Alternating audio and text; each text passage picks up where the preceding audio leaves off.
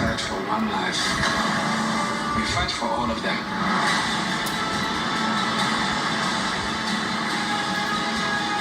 Groot, put that thing away. Now, I don't want to tell you again. Groot. Hey, Groot. Whoa, wait. Hey everybody, we finally got some footage of the Black Order coming for Vision and the Mind Gem. We've seen some footage of this pieced together through the other trailers as well as way back at Comic-Con. They've been filming this. This is part of the Scotland stuff that they've been doing because I believe that's where the prequel comics said that they went to just go off by themselves between the events of Civil War and the beginning of Infinity War. So if you're finding me for the first time, be sure to subscribe to get all the Marvel videos. There's even more than this. They just confirmed a bunch of characters coming back for Captain Marvel, including Clark Greggs Coulson, so I'll talk about that too. So a whole bunch of Marvel stuff planned in the next couple of days, but the big thing about this clip, there's a couple of funny scenes like Groot sassing Peter, oh, come on, language, like he's like Gollum from The Lord of the Rings with his little game machine. Who knows what kind of video game he's playing, but look at the corner of his eye, the way he looks at the screen. That's the exact same way that Gollum looks at the hobbits when he's really pissed off at them. Yes, that is the name. Hey, Groot. Whoa, wait. This scene probably happens right before that Thor scene that I posted yesterday where he lands smack dab on the windshield, so I'll link that video at the end of this. But the real big thing here is Proxima Midnight versus Scarlet Witch. So a lot of you have been asking how big Scarlet Witch's part is during Infinity War. We've seen a couple scenes with her with Vision where it looks like he's either had the mind gem already ripped out of his head or he's getting ready to die at the hands of Thanos when he says, we've run out of time. Like, that's the end of it. Thanos is getting ready to chuck Captain America out of the way, even though Winter Soldier looks like he's running out of the bushes to try and save them all. This is the first big fight where they just get blindsided by the Black Order, so it's Proxima Midnight and Corvus Glaive. Although you don't see him really well in this footage, this is mostly about Proxima Midnight and Scarlet Witch. The thing that the Russos said about this is they said, we structured the scene like a horror film. We try to give each sequence in the film a slightly different tone and concept based on the characters driving that sequence. Paul Bettany himself actually said, I think for both Lizzie and I, it's the most exciting plot line for each of us so far. I was busted out by my cat, and we've been running rogue missions since. Nice. You got some issues, man. I mean, apparently you may lose your stone in your head. It keeps you alive. I mean... But does it? But does I mean, it? Thanos is But going to does get it? it. Well, Yeah, but but does it? does How he? Does can it? you stay And alive? but does he? But does And he? does he? Who knows? We don't know that.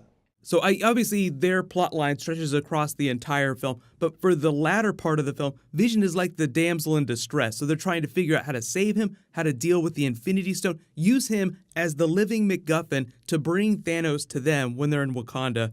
But the early part of the film is really just them being Scarlet Witch and Vision together, just dealing with their relationship. So Elizabeth Olsen, when asked about that, said, oh yeah, we kind of deal with that a little bit early in the film, but obviously this is pretty packed with characters, so they'll give you a little bit of that moment, which is why he looks kind of like he's human in that hotel room.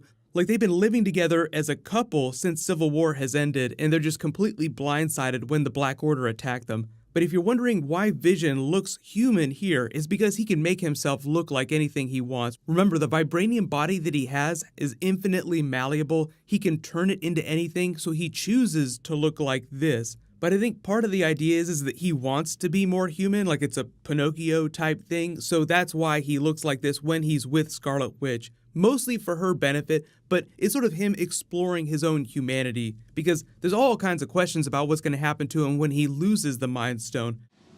Do you know I don't know what this is? Not really. I know it's not of this world.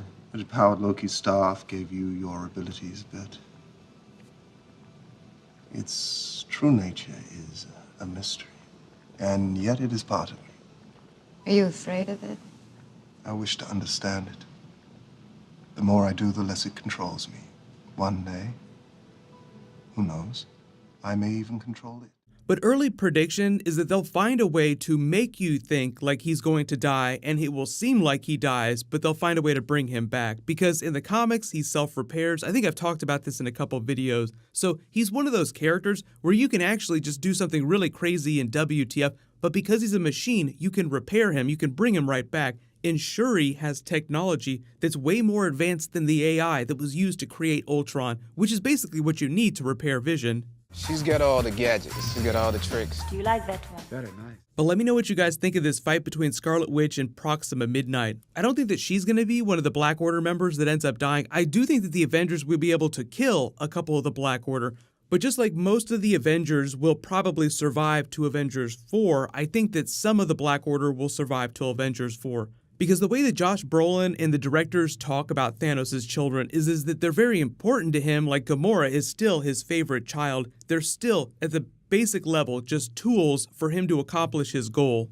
Half of humanity will still exist when I'm done. That seems like an arbitrary thing, like he's erasing half of all life in the galaxy. Why would then it be half of the population of every planet equally? I think lines like that are in the movie to make it feel more relatable for people who aren't big comic book fans. Like they want you to feel like Earth is gonna die, but really this is the entire universe we're talking about. Trillions upon trillions of lives. You go back and you watch some of those interviews that they did earlier, they make a lot more sense now. Like this is all back from D23 when they were talking about the movie. Can I say it? No. I would imagine. Can I just give him a little taste? I wouldn't say too much, but you can say as much as, I mean, hey, it's your Let career. me just say this, like every other Marvel movie, it doesn't end well for the superheroes. Wait till you see this next one. Everybody dies. Dude. Not everybody. No. Is that? No. Hey, whatever.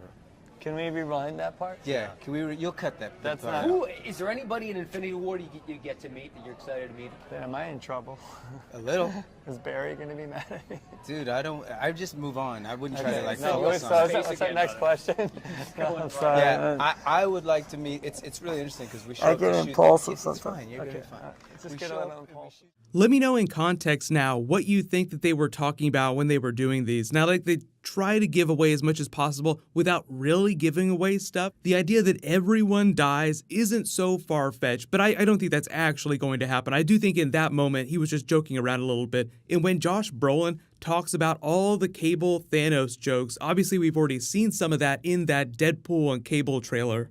But what'll happen is I'll do a Captain Marvel video next, sort of like an Avengers Infinity War Captain Marvel Coulson Returns video explaining what's going on with that movie, the Kree-Skrull War, and why it's a big deal that Ronan the Accuser is coming back. Remember, it takes place back during the 90s, so anybody who's died in the relative present day of the Marvel Cinematic Universe is fair to come back, which includes Ronan the Accuser. So that video should be up in the next couple of hours, but there's a whole bunch of other stuff that's happening this week. Leave all your bonus video requests in the comments below. While you wait for everything, click here for that trailer where Thor meets the Guardians of the Galaxy. And if you are a big Dragon Ball fan, I did a video for the finale, so you can click here to watch that. Thank you so much for watching. Everybody stay awesome. I'll see you guys tonight.